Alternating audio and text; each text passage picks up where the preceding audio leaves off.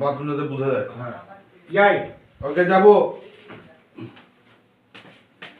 এরপর এরপর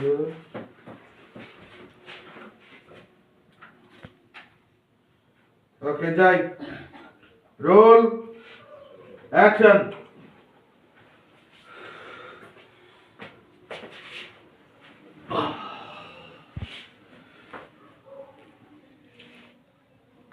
মা আখি আখি এদিকে একটু আয় তো মা আসছি বাবা। আয় মা বস ডাকছো কেন? হ্যাঁ এই মানে হচ্ছে কি তোর যেন